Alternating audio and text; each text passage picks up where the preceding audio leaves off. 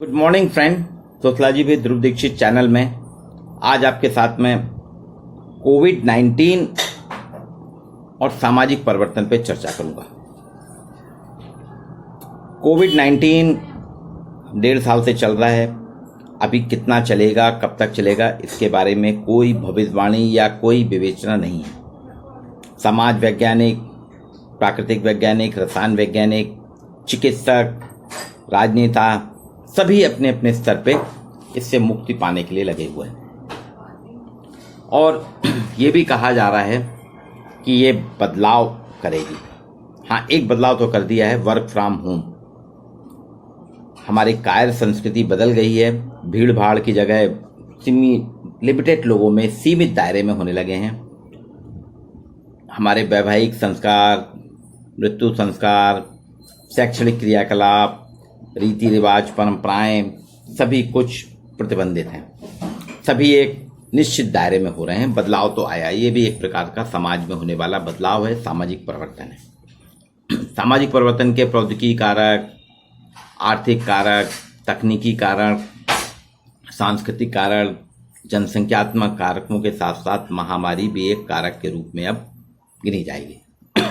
यहाँ पे जब अपन सामाजिक परिवर्तन की बात करते हैं, महामारी और सामाजिक परिवर्तन, कुछ लोगों का कहना है कि ये महामारी धीरे धीरे बढ़ती जाएगी, क्योंकि वैसे भी देख रहे हैं फर्स्ट वेव आई, सेकेंड वेव आई, अभी तीसरे वेव की चर्चा हो रही है। और कोरोना के अभी तक ज्ञात अज्ञात जो भी ऐसा सुनने में आया है, जो वैज्ञानिकों ने जांच की है, समाचार पत्रों मीडिया के द्वारा जानकारी मिली है कि 5000 प्रकार के वेरिएंट अभी तक मिल चुके हैं। नए नए वेरिएंट आ रहे हैं, उनके नए नए नाम आ रहे हैं। अभी डेल्टा था, अब डेल्टा प्लस आ गया। ऐसे कई वेरिएंट आते जा रहे हैं और मानव सभ्यता के लिए एक बहुत बड़ी चुनौती है। इसी में मैं आपसे चर्चा करूंगा कि इंग्लैंड के एक इतिहासकार हैं जिनका समाजशास्त्र में भी योगदान है, टॉइनबी ने एक सिद्धांत दिया था। अंग्रेजी इतिहासकार टॉइनबी ने, उनकी एक किताब थी ए स्टडी ऑफ हिस्ट्री। ये स्टडी ऑफ हिस्ट्री आप कल्पना नहीं करेंगे, 1950-95 के दौर में हाथों हाथ बिकती थी। इसके 10 संस्करण थे और लाखों में बिकते थे। अमेरिका में 3 लाख संस्करण मात्र 3 दिन में बिक गए थे। टॉइनबी ने 21 सभ्यताओं का अध्ययन किया था। 21 प्रकार की मानव सभ्यताओं का अध्ययन किया और उन सभ्यताओं के विकास का एक सामान्यीकृत प्रतिमान निकाला और परिवर्तन का सिद्धांत प्रतिपादित किया था। टॉइनबी ने बताया कि 21 सभ्यताओं में से उन्हें सिर्फ 5 जीवित सभ्यताएं मिली। लाइव सिविलाइजेशन की बात की उन्होंने कि सिर्फ 5 हैं, 21 में से 5, अर्थात 16 सभ्यताएं सामना नहीं कर पाई परिवर्तन का, चुनौतियों का सामना नहीं कर पाई और समाप्त हो गई। इसी प्रकार से टॉइनबी का सिद्धांत आज यहां उल्लेख मैं कर रहा हूं कि महामारी और सामाजिक परिवर्तन की जब हम बात करते हैं, महामारी के कारण जो सामाजिक बदलाव या परिवर्तन हो रहे हैं, कुछ लोग कह रहे हैं सभ्यता खत्म हो जाएगी, कुछ ही सभ्यताएं बचेंगी मानव सभ्यता में, कुछ समाज बचेंगे, बाकी कई समाज इससे नष्ट हो जाएंगे। लेकिन ऐसा नहीं है। टॉइनबी का सिद्धांत जो था, उसको अगर परिपेक्ष में देखें, आज बहुत बदलाव आ गया है। आज विज्ञान काफी आगे पहुंच गया है। तत्काल महामारी पे कंट्रोल नहीं कर पा रहा, लेकिन फिर भी बहुत जल्द कंट्रोल किया है। तो टॉइनबी के सिद्धांत की जब हम चर्चा करते हैं, तो टॉइनबी ने अपने अध्ययन में बताया, प्रत्येक सभ्यता को, जितनी भी सभ्यताएं, उन्हें 21 सभ्यताओं का अध्ययन करके बताया कि प्रत्येक सभ्यता को प्रारंभ में मानव प्रकृति के द्वारा चुनौती दी जाती है।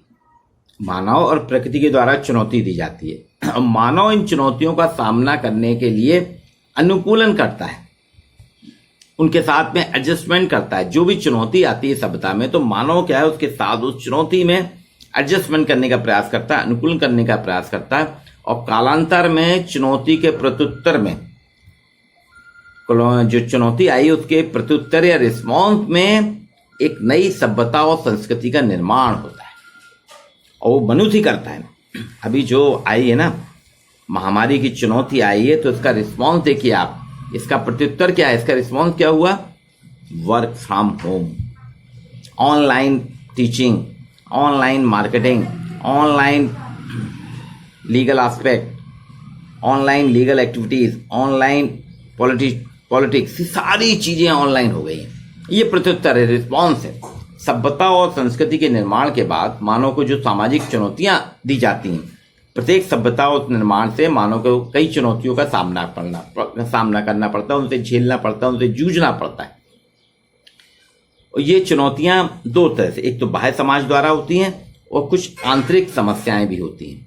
बाह्य समाज द्वारा तो हम जानते हैं बाहरी आक्रमण होना या बाहरी प्राकृतिक परिवर्तन, ये सब। आंतरिक समाज के अंतर चुनौतियां, इनका मनुष्य क्या है, सफलतापूर्वक सामना करता है। जो भी चुनौती आती है, प्रत्युत्तर उसका रिस्पॉन्स स्वरूप वह इनका सफलतापूर्वक सामना करता है और समाज को जीवित रखने का प्रयास करता है। जो समाज जीवित नहीं हो पाते या जो समाज इन चुनौतियों का सामना नहीं कर पाते, वो धीरे धीरे नष्ट हो जाते हैं। टैनबी कहते हैं कि इन भौगोलिक चुनौतियों के स्थान पर सामाजिक चुनौतियां दी जा रही हैं। अब आधुनिक समाज में भौगोलिक चुनौतियां कम है, सामाजिक चुनौतियां ज्यादा दी जा रही हैं। और समाज निर्माण, समाज का विकास, समाज का निर्माण, समाज का संगठन, समाज का विघटन, इन दौर से समाज गुजरता रहता है। सभ्यता जैसे भी आती है तो समाज का निर्माण भी होता है, समाज का विघटन भी होता है, समाज संगठित भी होते हैं, समाज विघटित भी होते हैं, समाज में विनाश भी होता है। ये सारी प्रक्रियाएं समाज में चलती रहती हैं। सिंधु घाटी, सिंधु नदी, नील नदी की घाटी में सभ्यता जो बसी इसी प्रकार से बसी। प्राकृतिक प्रकोप था, लोगों ने उससे अपने को, प्राकृतिक पर्यावरण जो था सिंधु घाटी का और नील नदी का, उससे लोगों को चुनौती मिली और उसके रिस्पॉन्स में उन्होंने वहां निर्माण किया। और देखिए सिंधु घाटी की सभ्यता कितनी उत्कृष्ट, कितनी श्रेष्ठ सभ्यता हो गई, जो आज भी मानी जाती है कि प्राचीन काल की सर्वश्रेष्ठ सभ्यता थी। और उसी का प्रत्युत्तर वर्तमान सभ्यता है। ये जो 21वीं सदी में कोविड-19 की महामारी ने मानव सभ्यता को पुनः चुनौती जो दी है, अब देखिए जो चुनौती दी नवंबर 2019 में, नवंबर 2019 में चर्चा हुई एक कोरोना वायरस की, और आप देखिए 2021 के शुरू में और थोड़ा पहले 2020, कुछ देशों ने तो पहले ही बना लिया था। हम अगर विश्व के परिप्रेक्ष्य में देखें, भारत में तो दिसंबर में इस वायरस की वैक्सीन बन गई थी, टीका बन गया था, लेकिन विदेशों में तो जुलाई में ही बन गया था। अर्थात 8 महीने में वैज्ञानिकों ने चुनौती का प्रत्युत्तर रिस्पॉन्स स्वरूप Sputnik virus, Sputnik vaccine, Pfizer vaccine, Moderna vaccine, Covishield vaccine, Covaxin, ये सिर्फ 8 महीने के अंदर बना के दे दी। ट्रायल भी करा और सक्सेस भी हुआ, और अब देख रहे हैं बहुत कुछ वायरस पे कंट्रोल करते जा रहे हैं। तो डॉक्टर, वैज्ञानिक, समाज वैज्ञानिक, सफाई कर्मी, सभी ने इस चुनौती को स्वीकार करा और उसके प्रत्युत्तर, उसके रिस्पॉन्स में रिएक्ट करके सभ्यता को बचाने का प्रयास किया। तो टॉनबी कहते हैं कि वास्तव में सभ्यता के विघटन से मनुष्य जिन दुखों को अनुभव करता है, जब भी सभ्यता का विघटन होता है, सभ्यता में आक्रमण होता है, सभ्यता को नष्ट करने का प्रयास किया जाता है, तो उससे जो मनुष्य को दुख होता है, दुखों के अनुभव की प्रगति का कारक बनते हैं। वो जो दुख, जो अनुभव होते हैं, वही मानव सभ्यता की प्रगति का कारक बनते हैं। अर्थात कठिनाइयां ही आगे बढ़ना उसे सिखाती है। आज भी हम जिस कठिनाई के दौर में चल रहे हैं, जिस दौर में हम जी रहे हैं, देखिए आगे बढ़ते जा रहे हैं। समाज ने लॉकडाउन करके, कई देशों में लॉकडाउन हुआ, भारत में हुआ, समाज पूरा का पूरा रुक गया। लेकिन उसके बाद क्या हुआ, धीरे धीरे जो अनुभव हमने सीखा, कठिनाइयों के जो अनुभव आए, उन अनुभवों से हम धीरे धीरे चुनौती लेके उसको हमने चैलेंज के रूप में लिया और रिस्पांस स्वरूप आज देखिए हम प्रगति कर रहे हैं। तो टैनबी का सिद्धांत बिल्कुल क्लियर है।